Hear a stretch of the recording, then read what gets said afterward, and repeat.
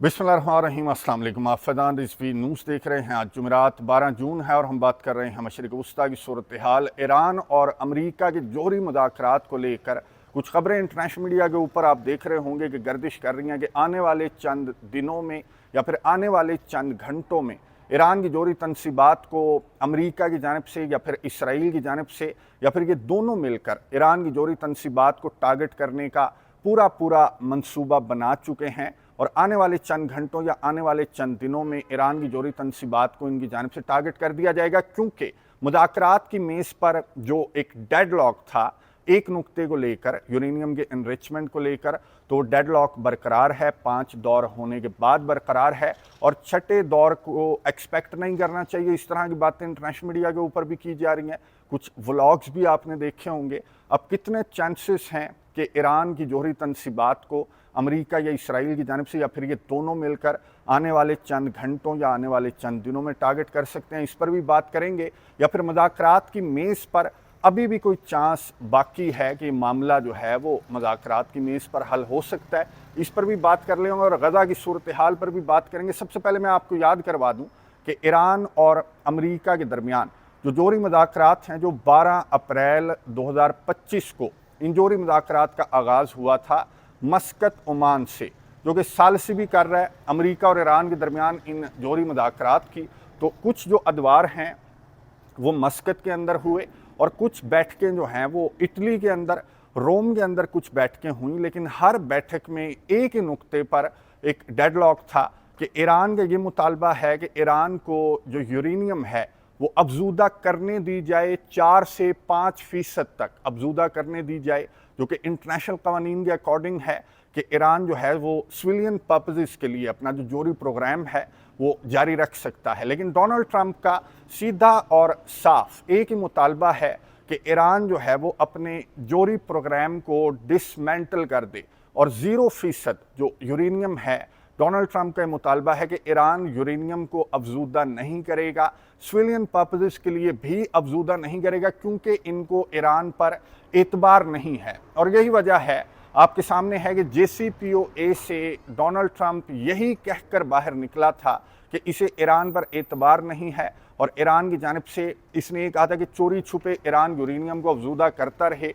तो हमें कौन सा पता लगेगा। इसलिए इसने इस माहिदे को फजूल माहिदा करार देते हुए ये इस माहिदे से बाहर निकल आया था डोनाल्ड ट्रंप। और अब भी इसका यही मुतालबा है कि ईरान अपने जौहरी प्रोग्राम को भी डिसमेंटल कर दे और अपने मिसाइल प्रोग्राम को भी डिसमेंटल कर दे, लेकिन ईरान अपने जौहरी प्रोग्राम को डिसमेंटल नहीं करना चाहता। अब डोनाल्ड ट्रंप ने हर हरबा लड़ाया। मुज़ाकरात के इन 5 अदवार के दौरान डोनाल्ड ट्रंप की जानिब से डेगो गार्सिया के अंदर कुछ इस तरह का मिलिट्री पोस्चर दिखाया गया, ईरान को प्रेशराइज करने की कोशिश की गई। और डोनाल्ड ट्रंप ने हर बयान, हर प्रेस कॉन्फ्रेंस के दौरान एक ही बात की कि ईरान के पास 2 ऑप्शंस हैं, या तो ज़ीरो इनरिचमेंट यूरेनियम की इस पर एग्रीमेंट जाहिर करे, या फिर दूसरा ऑप्शन जो है वो डोनाल्ड ट्रंप ने कहा कि बहुत ज़्यादा डिस्ट्रक्टिव है, बहुत ज़्यादा ख़तरनाक है, बमबारी होगी, ये होगा, वो होगा। लेकिन हर दौर में पांचों के पांचों अदवार के अंदर ईरान की जानिब से कोई प्रेशर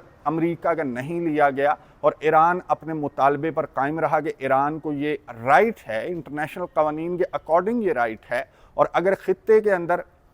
इसराइल, जो कि जौहरी बम भी रखता है, उसका जौहरी प्रोग्राम भी है, लेकिन वो अमेरिका जिसके डबल स्टैंडर्ड्स हैं उसको वो जौहरी प्रोग्राम जो है वो बिल्कुल भी नहीं चुभता। और इसराइल के जौहरी प्रोग्राम पर कोई एतराज़ किसी इंटरनेशनल एटॉमिक एनर्जी एजेंसी को भी नहीं है, जिसकी जानिब से इन 5 अदवार के दौरान IAEA के चीफ ने भी ये बयान जारी किया, कुछ इस तरह की रिपोर्ट्स भी जारी की गई कि ईरान चोरी छुपे जो है वो जौहरी बम बना रहा है, तो ईरान पर एतबार नहीं करना चाहिए। इन तमाम रिपोर्ट्स और इस तमाम प्रेशर के बावजूद ईरान जो है वो अपने मुतालबे पर कायम रहा कि ईरान यूरेनियम इनरिच करता रहेगा, सिविलियन पर्पसेस के लिए करता रहेगा और अपना जौहरी प्रोग्राम ईरान डिसमेंटल नहीं करेगा। अब 5वें दौर के बाद ये खबरें सामने आई कि छठा दौर नहीं होगा, डेडलॉक बरकरार है, बल्कि अमेरिका ने ईरान पर हमला करने की तैयारियां स्टार्ट कर दी हैं। खबर एक तो ये सामने आई कि अमेरिका ने इराक से, कुवैत से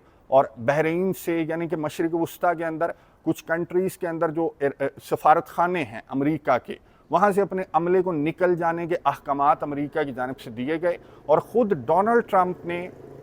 अपनी अहलिया के साथ खड़ा हुआ था, मीडिया से गुफ्तगू कर रहा था, तो एक नुमाइंदे ने इस खबर का हवाला दिया तो डोनाल्ड ट्रंप ने खुद इसको कंफर्म किया और ये कहते हुए कंफर्म किया कि बिल्कुल हमने मशरिक़ वस्ता के अंदर अपने सफारती अमले को बाहर निकलने का कहा है क्योंकि सिक्योरिटी रीजंस हैं। और डोनाल्ड ट्रंप ने ईरान के साथ अपने मुज़ाकरात का जिक्र करते हुए फिर से वही बात दोहराई कि ईरान के पास दो ऑप्शंस हैं कि या तो यूरेनियम को अपना जो प्रोग्राम है, मिसाइल प्रोग्राम, उसको डिसमेंटल कर दे या फिर ईरान जो है वो बमबारी के लिए ईरान को तैयार रहना चाहिए। फिर ये खबर भी सामने आई, एक कमेटी मीटिंग के अंदर बैठे हुए थे अमेरिका के कमांडर हैं मशरिक़ वस्ता के अंदर, अमेरिका को लीड करते हैं, उनकी जानिब से जब कमेटी मीटिंग के अंदर कमेटी के मेंबर की जानिब से उनसे सवाल पूछा गया कि क्या आप ईरान की जोहरी तनसीबात को टारगेट करने के लिए आपकी तैयारियां किस तरह की हैं, तो उन्होंने कहा कि मैंने मल्टीपल ऑप्शंस दिए हैं, जो पेंटागन है उसको भी और डोनाल्ड ट्रंप को भी मल्टीपल ऑप्शंस दिए गए हैं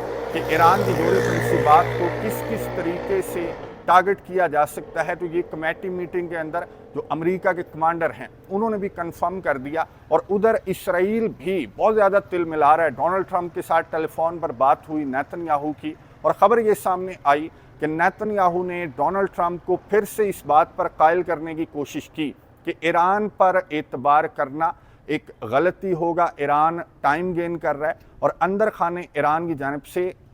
जोहरी बम जो है वो तैयार किया जा रहा है, तो आप इन मुज़ाकरात को यहाँ पर ख़त्म करें और मुझे इजाज़त दें, मुझे असिस्ट करें, मेरी तैयारियाँ मुकम्मल हैं, मैं ईरान की जोहरी तनसीबात को सक्सेसफुली टारगेट कर सकता हूँ अगर मेरे सर पर आपका हाथ रहे। तो इसराइल का वज़ीर आज़म नेतन्याहू भी बहुत ज़्यादा तिल मिला रहा है और उसकी दूसरी वजह मैं आपको बता दूँ कि इसराइल के वज़ीर आज़म नेतन्याहू को कनेसेट से, जो इसराइल की पार्लिमान है, वहाँ से भी बहुत ज़्यादा प्रेशर है। आज तो ये बच गया लेकिन अगले हफ्ते फिर से कनेसेट को तहलील करने की कोशिश की जा रही है ऑपोजिशन की जानिब से। और गज़ा के अंदर जो ग्रीटा थनबर्ग वगैरह हैं, जो ह्यूमन राइट्स के जो लोग हैं, वो पहुंचे थे गज़ा के अंदर जिन्हें गिरफ्तार कर लिया गया था इन इसराइलियों की जानिब से। तो अब ये रिपोर्ट किया जा रहा है कि 1500 जो एक्टिविस्ट्स हैं उन्होंने गज़ा का रुख कर लिया। जो ग्रेटा थनबर्ग वगैरह ने, जो दर्जन भर लोग थे, एक्टिविस्ट्स थे, उन्होंने इसका आगाज़ किया इस मिशन का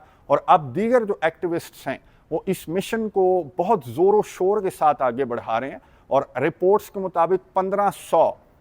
जो एक्टिविस्ट्स हैं वो तुनीजिया से और दीगर अरब कंट्रीज से, लीबिया से वो इजिप्ट पहुंचना उन्होंने स्टार्ट कर दिया है। और इजिप्ट में इकट्ठे होने के बाद ये जो एक्टिविस्ट्स हैं ये हज़ारों की तादाद में गज़ा की तरफ मार्च करेंगे और वहाँ पर जो खाने पीने की चीज़ों को रोक रखा है मुट्ठी भर जो इसराइली सेटलर्स हैं उनकी जानिब से, तो उनको वहाँ पर जाकर ये पैगाम दिया जाएगा इन एक्टिविस्ट्स की जानिब से कि ये जो ब्लॉकेज है गज़ा में एड दाखिल होने को जो बंद कर रखा है, तो इसको हटाना चाहिए और पूरी आलमी बरादरी को आवाज़ उठानी चाहिए। लेकिन यहाँ पर एक और ख़बर मैं आपको बता दूँ कि ये जो 1500 एक्टिविस्ट्स जो इजिप्ट पहुंचना जिन्होंने स्टार्ट किया है, फिर इन्होंने राफा के बॉर्डर पर जाना था, तो इनको इजिप्ट की अथॉरिटीज़ ने पकड़ पकड़ कर वापस भेजना स्टार्ट कर दिया है कि इससे पहले कि राफा के बॉर्डर पर पहुंचे और वहाँ पर बदमज़गी हो, इससे पहले इजिप्ट जो है वो यूँ कह लें कि इसराइल को इजिप्ट की जानिब से असिस्ट किया जा रहा है कि इस मिशन में ये जो एक्टिविस्ट हैं ये कामयाब ना हों, जो कि अभी तो सैकड़ों बल्कि 1500 हैं, लेकिन ये तादाद हज़ारों में भी जा सकती है क्योंकि ये अरब कंट्रीज से बहुत ज़्यादा रिपोर्ट्स के मुताबिक जो एक्टिविस्ट्स हैं, जो लोग हैं, वो इजिप्ट पहुंचना उन्होंने स्टार्ट कर दिया है। बसों के अंदर, गाड़ियों के अंदर सवार हैं। तो इसराइल की फैमिलीज़ की जानिब से भी, इन एक्टिविस्ट्स की जानिब से भी, आलमी बरादरी की जानिब से भी और ख़ुद कनेसेट से भी नेतन्याहू को बहुत ज़्यादा प्रेशर का सामना है। और जब भी नेतन्याहू को प्रेशर का सामना होता है तो आपको याद है कि इसकी जानिब से इस तरह का कोई एडवेंचर करके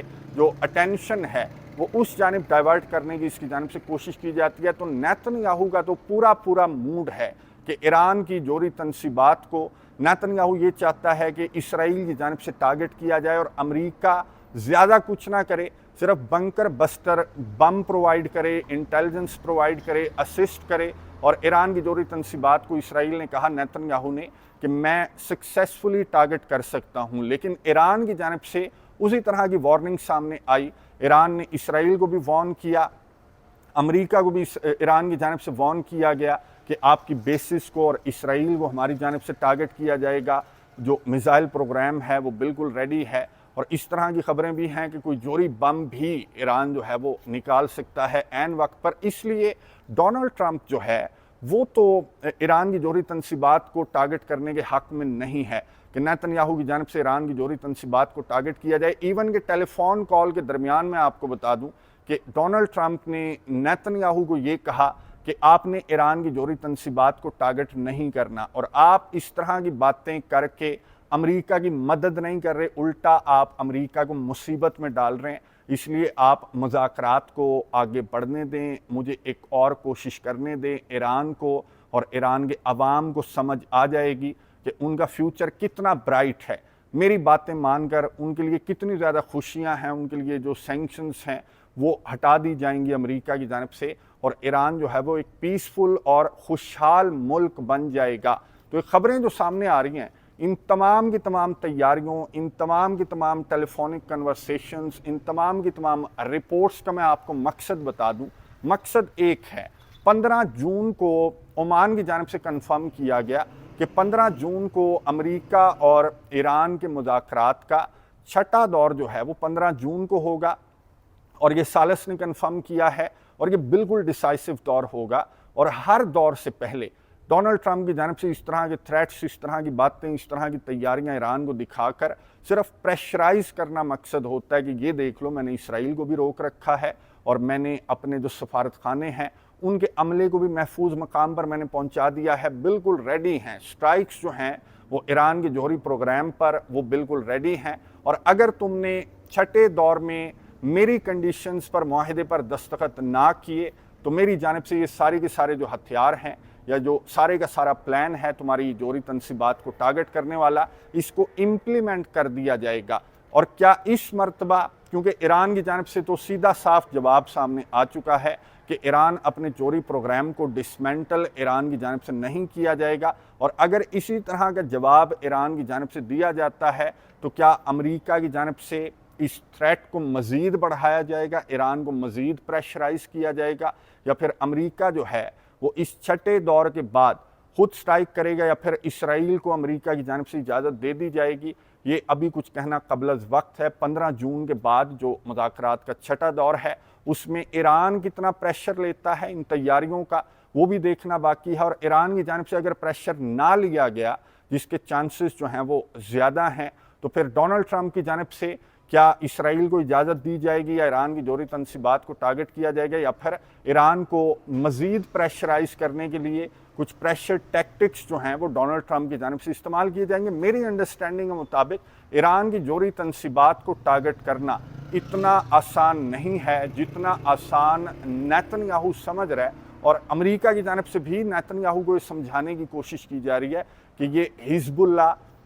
या हमास या शाम के अंदर एक तकसीम गवर्नमेंट जैसा सीन नहीं है कि आप ईरान को इस तरह से लें। ईरान की तैयारियां मुकम्मल हैं। ईरान का जोहरी प्रोग्राम जो है, ईरान का जो मिसाइल प्रोग्राम है जिसकी वीडियोस ईरान की जानिब से जारी की गई हैं, वो बहुत तगड़ा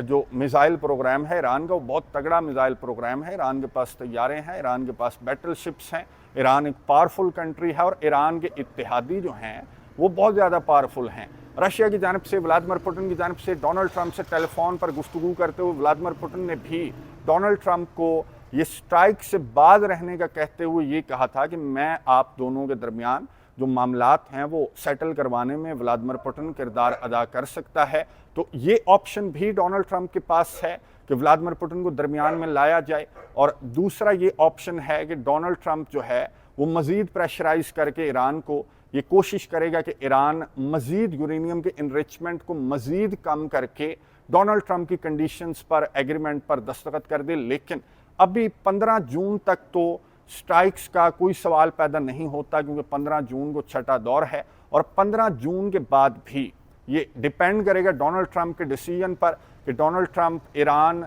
को मज़ीद प्रेशराइज करता है, या फिर इसराइल को इजाज़त दे देता है, या फिर व्लादिमीर पुतिन की सालसी में मज़ीद ईरान के साथ जो मुज़ाकरात है उसको आगे बढ़ाया जाएगा। अमेरिका की जानब से नज़र रखेंगे इन तमाम के तमाम मामलात पर। आपको अपडेट्स देता रहूँगा। कमेंट्स बॉक्स में अपनी राय का इजहार ज़रूर कीजिएगा। अगली वीडियो तक के लिए इजाज़त दीजिए। अल्लाह हाफ़िज़।